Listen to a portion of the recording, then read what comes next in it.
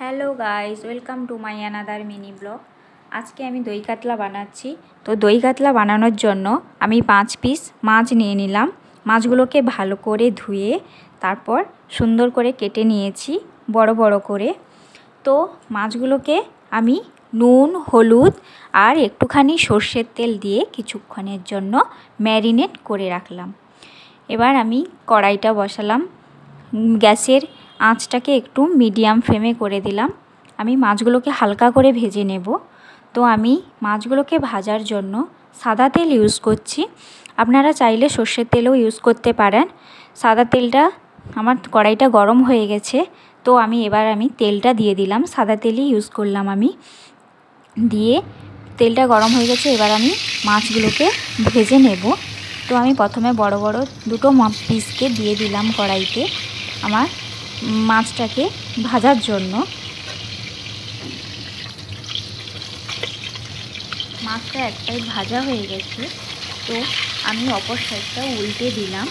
উল্টে দিয়ে আবার কিছু সময় থাকলো, দিয়ে আমার মাছটা ভাজা হয়ে গেছে। আমি একে একে আর মাছগুলো ভেজে নিলাম। এরপর আমার দই কাতলা বানানোর জন্য একটুখানি কাজু, পোস্ত, জিরে এটার আমি একটু পেস্ট করে নিলাম। পেস্ট করে আর একটুখানি পেঁয়াজও পেস্ট করে নিলাম। কিছুটা দইটাকে আমি চামচ দিয়ে ভালো করে ফেটে নিলাম।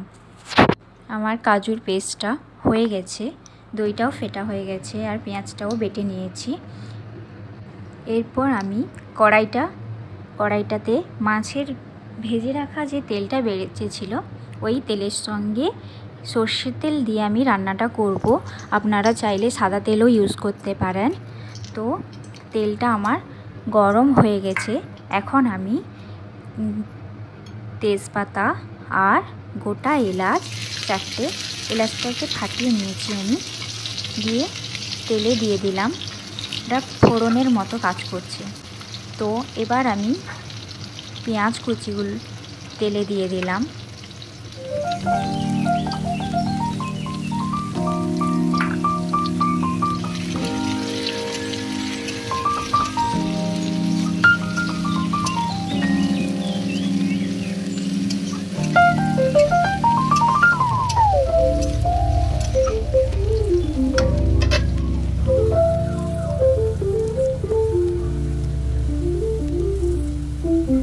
পেঁয়াজগুলো হালকা হালকা ভাজা হয়ে এলে টমেটো কুচি আর কাঁচা লঙ্কা দিয়ে দিলাম।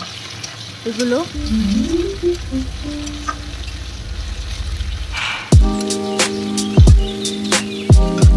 প্রায় ভাজা হয়ে গেছে। এখন আমি পেঁয়াজের বেটে রাখা মিশ্রণটাকে দিয়ে দিলাম।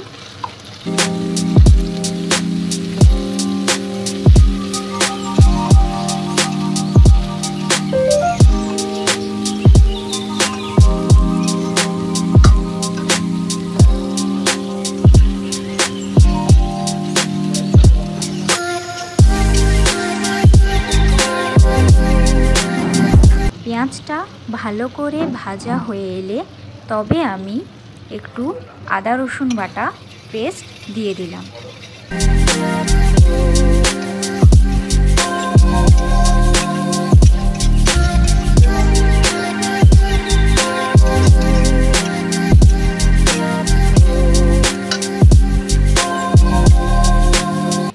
রান্নার কালারটা আনার জন্য একটুখানি হলুদ দিয়ে দিলাম।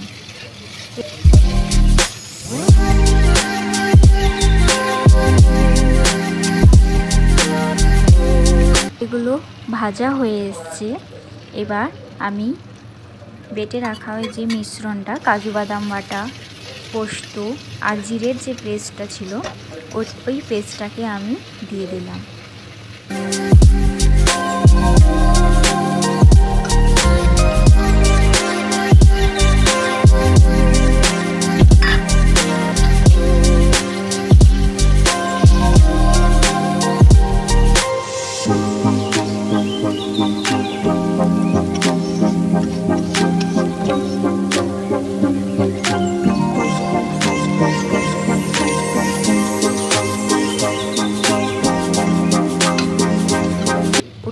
ভালো করে ভাজা হয়ে এলে এবার আমি দইয়ের মিশ্রণটাকে দিয়ে দেব।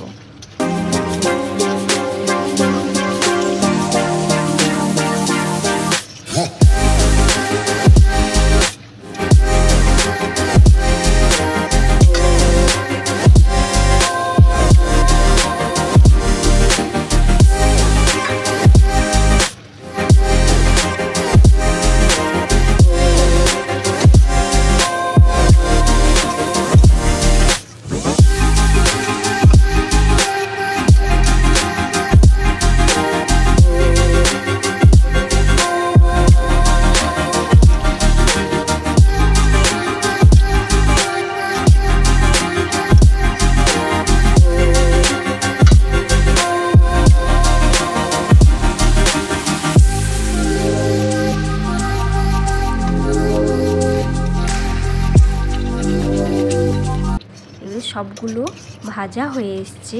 কিছুক্ষণের জন্য আমি ভেজেছি, তো ওগুলো ভাজা হয়ে এসছে। এবার আমি তেল ছাড়তে শুরু করেছে। এবার আমি মাছগুলোকে দিয়ে দেব। মাছগুলোর সঙ্গে সঙ্গে একটুখানি পরিমাণ মতো লবণও দিয়ে দেব আর পরিমাণ মতো জলও দিয়ে দেব। এবার কিছুক্ষণের জন্য আমি, যাতে মাছটা ভালো করে ডুবে থাকে জলে, সেই পরিমাণ মতো জলটা দিতে হবে। এবার আমি একটা ঢাকনা চাপিয়ে দেব যাতে মাছটা ভালো করে সেদ্ধ হয়ে যায়। আর গার্নিশিংয়ের জন্য আমি 2টো কাঁচা লঙ্কা চিড়ে রেখেছিলাম, ওগুলো দিয়ে দিলাম।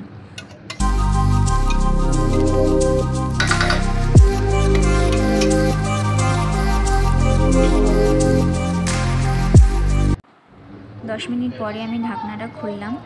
ঢাকনাটা খুলে দেখি আমার রান্নাটা প্রায় হয়ে গেছে। তেলও ছাড়তে শুরু করে দিয়েছে। প্রায় হয়েই গেছে। আর কালারটা খুব সুন্দর এসছে, মনে হচ্ছে দারুণ লাগবে খেতে। জানি না কেমন হয়েছে। আপনারা চাইলেও একদিন ট্রাই করতে পারেন এই রেসিপিটা। ভালো লাগলে প্লিজ কমেন্ট করে জানিও। এবার আমি একটা পাত্রে এই মাছগুলোকে সবগুলোকে তুলে নিলাম। এখন আমার দই মাছ কমপ্লিট। ভালো লাগলে বন্ধুরা please like, share and subscribe করে দিও প্লিজ। Bye bye friends.